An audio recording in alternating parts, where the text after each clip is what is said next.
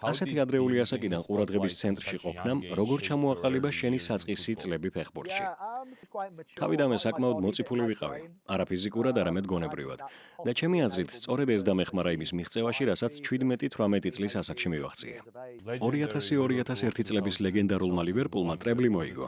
შენი აზრით, რა აკლდა გუნდს იმისთვის, რომ პრემიერ ლიგის თასი აღემართა? მიზანთან ძალიან ახლოს ვიყავით, თუმცა ფაზლის უკანასკნელი ნაწილი ვერ ვიპოვეთ. ჩვენ დიდებული სეზონი გვქონდა. მაიკლ, შენთან საუბარი სასიამოვნოა. მოდი პირდაპირ საქმეზე გადავიდეთ. შენ ხშირად აღწერენ ისეთი ნიჭის მქონედ, როგორიც თაობაში ერთი იბადება. კარლ-ჰაინც რიდლმა თქვა, რომ შენი მსგავსი 17 წლის მოთამაშე არასოდეს უნახავს. ასეთი ადრეული ასაკიდან ყურადღების ცენტრში ყოფნამ როგორ ჩამოაყალიბა შენი საწყისი წლები ფეხბურთში? მოკლედ არ ვიცი. ჩემი აზრით, ფეხბურთელობისთვის საკმაოდ ადრეული ასაკიდან ვიყავი მზად. თავიდანვე საკმაოდ მოწიფული ვიყავი, არა ფიზიკურად, არამედ გონებრივად. და ჩემი აზრით, სწორედ ეს დამეხმარა იმის მიღწევაში, რასაც 17-18 წლის ასაკში მივახციე. ყველას განსხვავებული კარიერა აქვს. ზოგი ადამიანი ნელა ხდება უფრო და უფრო უკეთესი. ჩემი კარიერა აბსოლუტურად საპირისპირო გახლდათ. პრემიერ ლიგის ოქროს ბუცი ჯერ 17, შემდეგ კი 18 წლის ასაკში მოვიგე. თუმცა მისი მოგების შანსი მოგვიანებით აღარ მქონია. 30 წლის ასაკში იმის ნახევარი ფეხბურთელი ვიყავი, რაც ადრე. ფიზიკურადაც და მენტალურადაც სათამაშოდ ჩემი კარიერის ადრეულ ეტაპზევე მზად ვიყავი. ჩემი აზრით, მოწიფულობა მნიშვნელოვნად დამეხმარა. ბევრს შეუძლია იყოს კარგი მოთამაშე, თუმცა ჩემი აზრით, წნეხი, ინტენსივობა, ცხოვრების სტილის შეცვლა, პოპულარობა, აღიარება, ფული. ამ ყველაფერთან გამკლავება 17 და 18 წლის ასაკში საკმაოდ რთულია. განსაკუთრებით მაშინ, როდესაც არაფერი გაგაჩნდა. შემდეგ კი ეს ყველაფერი ერთბაშად მიიღე. ჩემი აზრით, ჩემს უძლიერეს მხარეს ჩემი მენტალური სიმტკიცე წარმოადგენდა და მე ამ ყველაფრის კონტროლი შემეძლო. მე მათ გვერძევდებდი და ვფიქრობდი, რომ მათ მნიშვნელობა არ გააჩნდა. მნიშვნელოვანი ისაა, თუ რას აკეთებ მოედანზე და სწორედ მასზე უნდა ფოკუსირდე. ჩემი აზრით, სწორედ ჩემი მენტალური სიმტკიცე დამეხმარა იმაში, რომ ადრეული ასაკიდან წარმატებული ყოფილიყავი. როგორ გადაწყვიტე პირველად, რომ ლივერპულის რიგებში ერთებოდი? მაშინ, როდესაც შენ მიმართ ინტერესს სხვა ინგლისური გრანდებიც იჩენდნენ. რა იყო ის ფაქტორი, რამაც ლივერპულში გადასვლა საბოლოოდ გადაგაწყვეტინა? ნებისმიერ კლუბში გადასვლა შემეძლო. 8-9 წლის ასაკში ყველა კლუბი მაკვირდებოდა. ლივერპული ჩემთვის ადგილობრივი კლუბი იყო. მე ამ ქალაქიდან ნახევარი საათის მანძილზე ვცხოვრობ. ლივერპული, ევერტონი, მანჩესტერ იუნაიტედი და მანჩესტერ სიტი რეალურ ვარიანტებს წარმოადგენდნენ. ეს ნიშნავდა, რომ სახლიდან შორს წასვლა და ცხოვრება არ მომიწევდა. თუმცა პირველად ლივერპულს შევუერთდი. მეგობრები შევიძინე, კავშირები ჩამოვაყალიბე და რა თქმა უნდა, კარგი გუნდი გვყავდა. სტივენ ჯერარდი ჩემს გუნდში და ასაკობრივ ჯგუფში ირიცხებოდა. წვრთნელები მომწონდა და არ ვიცი, როგორ გითხრათ, თავიდანვე ისე ვიგრძენი თავი, როგორც საკუთარ სახლში. როდესაც სასკოლო არდადეგები მქონდა მანჩესტერ სიტის, მანჩესტერ იუნაიტედსა და ევერტონის სანახავად მივდიოდი და იმ პერიოდში ლივერპულს საძირკველი უკვე ჩაყრილი ჰქონდა და მე იქ თავს კომფორტულად ვგრძნობდი. მე მხოლოდ ამ ადგილებს ვესტუმრე, რათა შემეფასებინა და გადამეწყვიტა, რომელი უფრო მეტად მომწონდა. თუმცა მე თავიდანვე ლივერპულში ვირიცხებოდი და ეს გახლდათ გუნდი, რომლის რიგებშიც თამაში მინდოდა. 1998 წლის მსოფლიო ჩემპიონატი დაუვიწყარია. იმ შთამბეჭდავი გოლის გამო, რომელიც არგენტინას მერვედ ფინალში გაუტანა. როგორი ატმოსფერო იყო ინგლისის ნაკრების ბანაკში ტურნირის განმავლობაში და როგორი განცდა გეუფლა მსგავსი დასამახსოვრებელი გოლის გატანით ასეთ დიდ სცენაზე. ეს ნამდვილად შესანიშნავი გახლდათ. მაშინ ცხოვრების იმ ეტაპზე ვიყავი, როდესაც მეგონა, რომ მსოფლიოს დაპყრობა შემეძლო. ხომ გესმით, ჩემს პირველ სეზონში, 17 წლის ასაკში პრემიერ ლიგის ოქროს ბუცი მოვიგე. ლივერპულის მაისურით ყოველ კვირას გოლები გამქონდა. შემდეგ კი ინგლისის ეროვნულ ნაკრებში გამომიძახეს და მსოფლიოს ჩემპიონატზე წამიყვანეს. ქვეჯგუფში რუმინეთს გოლი გაუტანე. შემადგენლობაში ადგილი შევინარჩუნე და პლეი-ოფში არგენტინასთან უმნიშვნელოვანეს შეხვედრაში თამაში ძირითად შემადგენლობაში დავიწყე. იმას გულისხმობ, რომ ჩემთვის ყველაფერი მარტივად ხდებოდა. ჩემი აზრით, ეს ჩემი კარიერის ერთ-ერთი ყველაზე გამორჩეული მომენტი გახლდათ და ისეთი განცდა დამეუფლა, რომ შემეძლო მოედანზე გოლები კვლავ გამეტანა და მსოფლიო დამეპყრო. ეს იყო დიდებული განცდა, რომელიც ახალგაზრდობისას გეუფლება. ამ დროს შენ შიშს არ გრძნობ. შენ ძალიან თავდაჯერებული და თვითრწმენით ახსავსე ხარ. და ცხოვრებაში წარუმატებლობა აქამდე ჯერ არ განგიცდია. ჩემს ცხოვრებაში ის მაგიური დრო იყო. მაშინ ის გოლი, რომელიც გავიტანე, ნორმალურ მოვლენას წარმოადგენდა. ისეთი განცდა და მე უფლა თითქოს ეს ჩვეულებრივი ამბავი იყო და მე სწორედ ამას ვაკეთებ. ახლა, როდესაც 44 წლის ვარ და წარსულს ვიხსენებ, ხვდები, რომ 18 წლის ასაკში მსგავსი რაღაცის გაკეთება ჩვეულებრივი მოვლენა არ არის. თუმცა მაშინ ეს მარტივად მეჩვენებოდა და მეგონა, რომ ამ პლანეტაზე სწორედ ამის გასაკეთებლად ვიყავი და სწორედ ამას ვაკეთებდი კიდეც. ის ჩემი ცხოვრების გამორჩეული მომენტი გახლდათ. მოსამზადებელი კემპი ჩინებული იყო. მაშინ ინგლისს ძალიან გამოცდილი ნაკრები ჰყავდა. იმ მსოფლიოს ჩემპიონატის მომდევნო ტურნირისთვის ყველაფერი შეიცვალა. ნაკრებში ოქროს თაობა გამოჩნდა, რომელშიც მე, ლამპარდი, ჯერარდი, რიო ფერდინანდი, ბეკჰემი, სკოულზი და სხვა დანარჩენი ფეხბურთელები ირიცხებოდნენ. მოგვიანებით რუნიც შემოგვიერთდა და ისეთი განცდა დაგვეუფლა, რომ შემდეგი გუნდი ოქროს თაობას წარმოადგენდა. თუმცა იმ შემადგენლობისთვის ეს უკანასკნელი დიდი ტურნირი გახლდათ. შირერი, ტონი ადამსი, გარეთ საუთგეიტი, პოლინსი, ყველანი უკვე ასაკში იყვნენ. შესაბამისად, ის გუნდი ძალიან გამოცდილი იყო და ჩვენ ვიფიქრეთ, რომ იმ ტურნირზე გამარჯვების დიდი შანსი გვქონდა. ახლაც მჯერა, რომ არგენტინასთან შეხვედრაში ჩვენ უკეთესი გუნდი ყავდა. მატჩის უდიდესი ნაწილი 10 კაცით ჩავატარეთ. ახლაც მჯერა, რომ იმ ტურნირის მოგება შეგვეძლო. აბსოლუტურად გეთანხმები. ლივერპულში ყოფნისას ჟერარ ულიეს შეგირდი იყავი. როგორი ურთიერთობა გქონდა მასთან და გუნდიდან მისმა წასვლამ ითამაშა მნიშვნელოვანი როლი შენ მიერ კლუბის დატოვების გადაწყვეტილებაში? ჟერარი ძალიან მიყვარდა. ის გულწრფელი ადამიანი და დიდებული პიროვნება იყო. ის შენზე და შენს ოჯახზე ზრუნავდა. ბევრი ადამიანი როგორც საფეხბურთო კლუბში, ასევე ზოგადად ცხოვრებაში, მოგიკითხავს ხოლმე, კითხავს თუ როგორაა შენი ოჯახი და როგორც წესი ისინი ამას უბრალოდ ამბობენ, რადგან ეს თავაზიანობის გამოხატვის ფორმაა, თუმცა საკითხავია ეს ნამდვილად აინტერესებთ? ჟერარს ნამდვილად აინტერესებდა. ჟერარმა ჩემი ორი ძმის სახელები იცოდა, მან ჩემი ორი დის სახელები იცოდა, მან დედაჩემისა და მამაჩემის სახელები იცოდა. თამაშის შემდეგ ის დროს მოსასვენებელ სივრცეში ატარებდა. ადამიანებსა და მათ ოჯახებს ხვდებოდა და ესაუბრებოდა. ის გულწრფელად ზრუნავდა. ის შესანიშნავი ადამიანი იყო და ჟერარ ულიესთან ერთად ლივერპულმა დიდ წარმატებას მიაღწია. ის იყო იდეალური ადამიანი იდეალურ დროს. საუკუნის ცვლილებასთან ერთად ფეხბურთი იცვლებოდა. არსენალი არსენ ვენგერმა ჩაიბარა და მოულოდნელად გამოჩნდნენ ფეხბურთელები, რომლებიც უფრო სწრაფად დარბიან, დასვენება არ სჭირდებათ, ტრავმებს არ იღებენ და შენ გაკვირვებული ხარ. არ იცი თუ რა ხდება. სპორტული მეცნიერება სპორტს იპყრობდა, ჩვენ კი კვლავ ლოდს ვამდით და ლანჩისთვის სწრაფი კვების ობიექტებში მივდიოდით. ჟერარ ულიემ ეს ყველაფერი შეცვალა. მან ჩვენი პროფესიონალიზმის დონე გაზარდა. იმ პერიოდში ლივერპულს სწორედ ის სჭირდებოდა. მე მას ბევრი რაღაცის გამო ვუმატლი. 2000-2001 წლების ლეგენდარულმა ლივერპულმა ტრებლი მოიგო. შენი აზრით რა აკლდა გუნდს იმისთვის, რომ პრემიერ ლიგის თასი აღემართა? დიახ, ის ძალიან კარგი გუნდი იყო. ყველაფერი მოვიგეთ, ყველა თასს დავეუფლეთ. პრემიერ ლიგაში მეორე ადგილი დავიკავეთ. მიზანთან ძალიან ახლოს ვიყავით, თუმცა ფაზლის უკანასკნელი ნაწილი ვერ ვიპოვეთ. ჩვენ დიდებული სეზონი გვქონდა. შემდეგ კი ჟერარ ულიემ გუნდში მოიყვანა ორი ფეხბურთელი, რომლებზეც ფიქრობდა, რომ ბიძგს მოგცემდნენ. ჩამშლელი ნახევარმცველი სალიფ დიაო და ელჰაჯი დიუფი. მსოფლიოს ჩემპიონატის შემდეგ ორი სენეგალელი დავიმატეთ. ჩემი აზრით, ჩვენს გეგმას მეტი გოლის გატანა და ნახევარდაცვაში მეტი სიმტკიცე წარმოადგენდა. ჩვენ ბევრი ფული დავხარჯეთ, თუმცა ამან შედეგი არ მოიტანა. თიც კონკრეტულად არავისკენ ვიშვარ, თუმცა ეს იყო დრო, როდესაც ვიფიქრეთ, რომ პრობლემის გადასაჭრელად კარგი ცენტრალური ნახევარმცველი და მეტი გოლი გვჭირდებოდა. თუმცა იმ მომენტიდან წინსვლას ვეღარ ვახერხებდით. შესანიშნავი სეზონი გვქონდა და ბევრი ტიტული მოვიგეთ. თუმცა შემდეგ რთული ამოცანის წინაშე დავდექით. პრემიერ ლიგის მოგება შეგვეძლო? შემდეგ ჟერარი დაავადდა.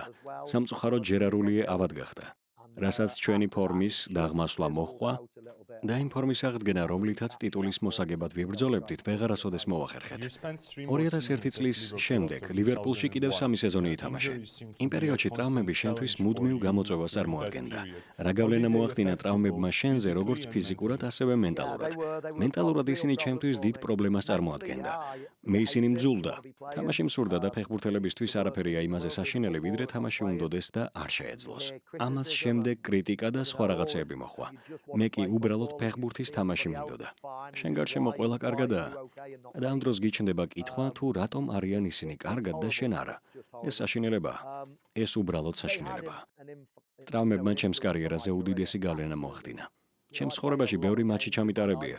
თუ ჩემს კარიერას თვალს გადაავლებთ და სხვა დიდებული ფეხბურთელებისას შეადარებთ, აღმოაჩენთ, რომ 20 წლის ასაკამდე 10 ჯერ უფრო მეტი შეხვედრა ჩავატარე, ვიდრე ისეთმა ბიჭებმა, როგორებიც გიქსი, ბექჰემი, ლამპარდი და სხვები არიან. ფაქტობრივად, მე ყველაზე მეტი მატჩი მაქვს ნათამაშები. თუმცა მოგვიანებით ამის საფასური გადავიხადე. როდესაც ტრავმებმა თავი იჩინა, ჩემმა კარიერამ დაღმასვლა დაიწყო. შესაბამისად, საუკეთესო ფორმაში მხოლოდ 5-6 სეზონის განმავლობაში ვიყავი. რაც შეეხება ჩემი კარიერის მეორე ნაწილს, მუდმივად სირთულეების წინაშე ვიდექი. ადრე მიღებული ტრავმები მოგვიანებით ჩემი სისწრაფის ფასად დამიჯდა. 2004 წელს შენ გადახვედი მადრიდის რეალში. კიდევ რა შეთავაზებები მიიღე იმ ზაფხულში და საბოლოოდ რატომ აირჩიე ლოს ბლანკოსი? როგორ გითხრათ, მათ გარდა შეთავაზება არავის გაუკეთებია, რადგან წარმოიდგინეთ, რა თქმა უნდა, ბევრ გუნდში შემეძლო თამაში მაშინ, რადგან ასე ხდება, როცა ელიტური მოთამაშე ხარ. ახალი მოგებული მქონდა ოქროს ბურთი და ცხადია, რეალის გარდა ასეთი მოთამაშის ყიდვას არავინ შეეცდებოდა. ან სად უნდა წავსულიყავი სხვაგან ლივერპულიდან. იმ მომენტში მე ვერ წავიდოდი ვერც მანჩესტერ იუნაიტედში და ვერც არსენალში, რადგან ლივერპულიდან მივდიოდი. მაშინ იტალიური ლიგა არც ისე ძლიერი იყო. მაშინ არც გერმანული ლიგა იყო ძლიერი. შესაბამისად, ლივერპულიდან ან ბარსელონაში, ან მადრიდის რეალში უნდა გადავსულიყავი. თუ არა და დარჩენილიყავი ლივერპულში.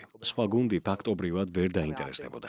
როგორც მახსოვს ჩემი კარიერის ადრეულ პერიოდში, როდესაც 98 წლის მსოფლიო ჩემპიონატიდან დავბრუნდი, ჩემი ყიდვა მილანის ინტერს სურდა და კიდევ რამდენიმე გუნდის ინტერესის შესახებაც მსმენია. იყო ასეთი 1-2 გუნდი, თუმცა ერთადერთი რეალური ადგილი, სადაც წასვლა შემეძლო, იმ შემთხვევაში თუ არ დავრჩებოდი, გახლდათ საუკეთესოთა შორის საუკეთესო გუნდი და ასეთი მაშინ მადრიდის რეალი გახლდათ. და როდესაც ისინი წინადადებით მოვიდნენ, ეს უბრალოდ ნებისმიერი მოთამაშის ოცნებაა, რადგან ეს ნიშნავს ითამაშო მსოფლიოს უდიდეს კლუბში. რაც თავისთავად ასევე გულისხმობს ახალ გამოწვევებს, ახალ ქვეყანას, ახალ ენას, ახალ კერძებს, ამინს და გუნდს.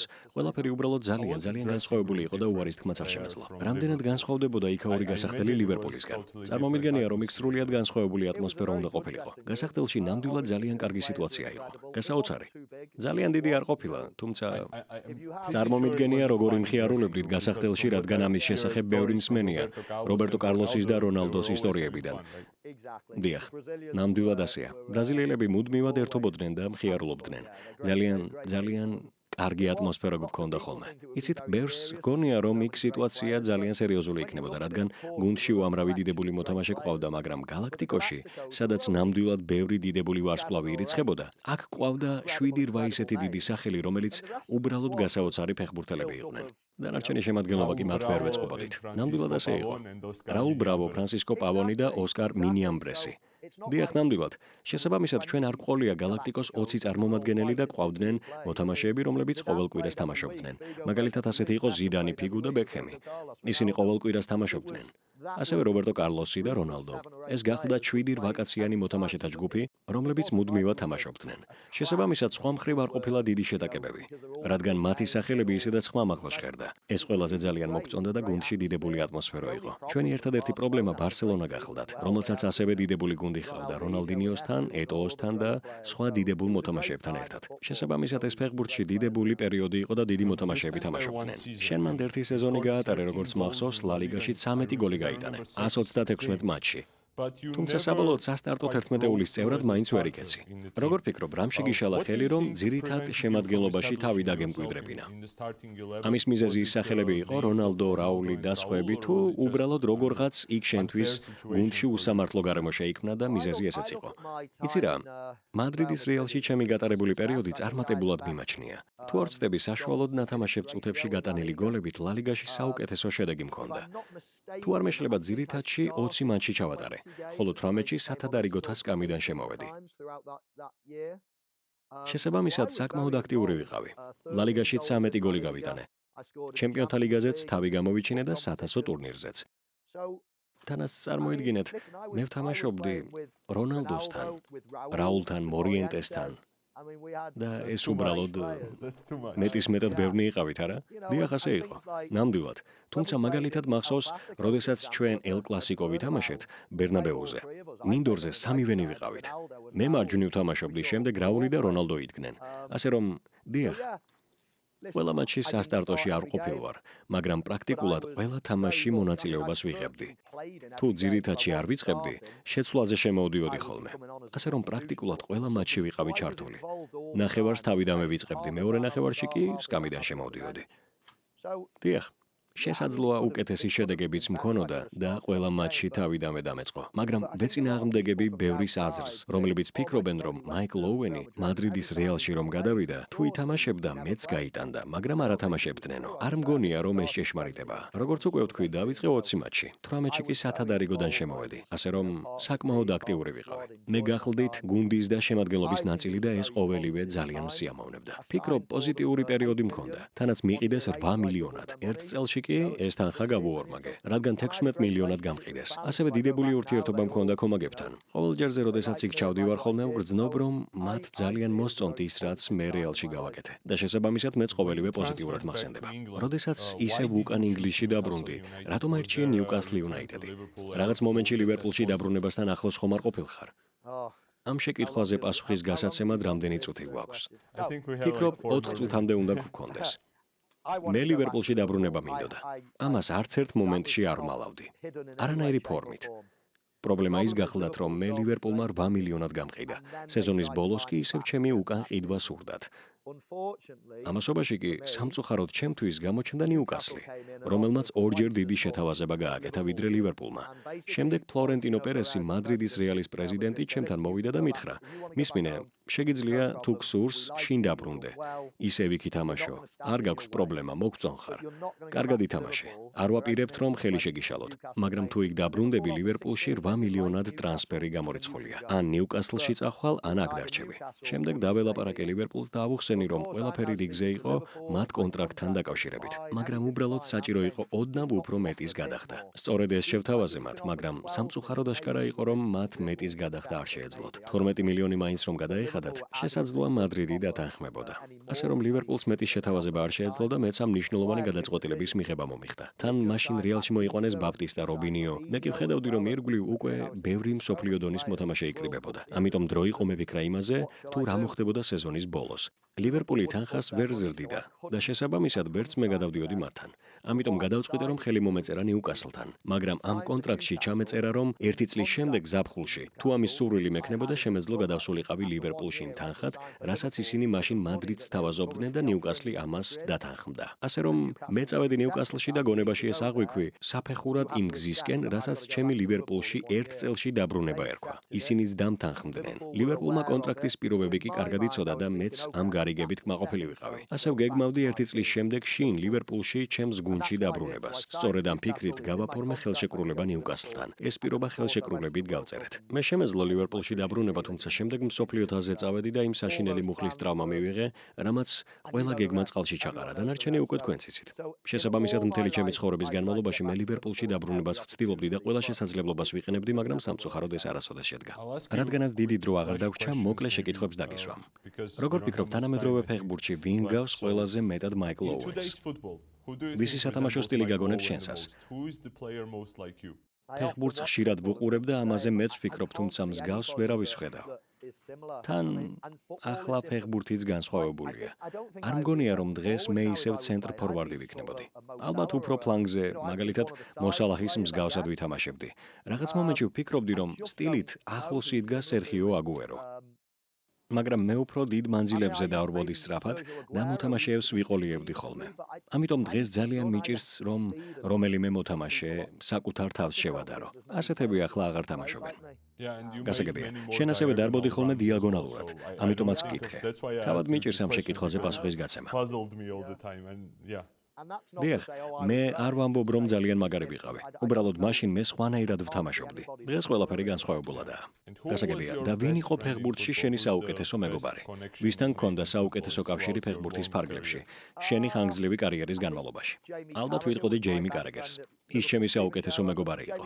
ლივერპულში სტივენ ჯერარდიც თუმცა საუკეთესო მეგობარი ნამდვილად ჯეიმი კარეგერი გახლდათ. აგრეთვე დიდი ჰამანი, რაც გასაოცარია, რადგან ის გერმანელია, თუმცა ჩვენ საოცრად ვუგებდით ერთმანეთს და კარგი მეგობრებიც გავხდით. დიახ, დიდი ჰამანს და ჯეიმი კარეგერს გამოვარჩევდი. ამ ორთან ძალიან ვმეგობრობდი. და ბოლოს შენს კარიერაში რომელ გოლს გამოვარჩევდი ყველაზე მეტად? რომელია შენი საყვარელი გოლი და რატომ არის ის შენთვის მნიშვნელოვანი? ფიქრობ, ჩემი საყვარელი გოლია ის, რომელმაც მსოფლიოს ჩემი თავი გააცნო. ცხადია, ეს არის გოლი არგენტინასთან, მსოფლიო ჩემპიონატზე, რამაც ჩემი ცხოვრება შეცვალა. ამით გამიცნო მსოფლიომ. ამ დროს ჯერ ძალიან პატარა ვიყავი. თან მოქმედებდა ტურნირის ატმოსფეროც, მატჩის მნიშვნელობაც და მეტოქეები. ამ ასაკში ეს ყოველივე სრულიად გამორჩეულია. ეს ჩემს ცხოვრებაში განსაკუთრებული მომენტი იყო. თუმცა ერთი მატჩის ხელახლა ჩატარება რომ შემეძლოს, აუცილებლად FA-ის თასის ფინალს დაუმარცხებელი არსენალის წინააღმდეგ, ლივერპულის მაისურით ვითამაშებდი. მაშინ ბოლო წუთებზე 2 გოლი გავიტანე. 1-0-ს ვაგებდით, ფიქრობდი რომ წავაგებდით, შემდეგ კი ბუმ და მალევე თასიც აღმართეთ. ასეთ მცირე დროში ამის მიღწევა წარმოუდგენელი იყო და ახდენილ სიზმარს წააგავდა. ამიტომ ჩემი საყვარელი მატჩი სწორედ ეს არის. დიდი მადლობა მაიკლ სასიამოვნო საუბრისთვის. მომავალში ყველაფერს საუკეთესოს გისურვებ. სასიამოვნო იყო თქვენი გაცნობა. მადლობა.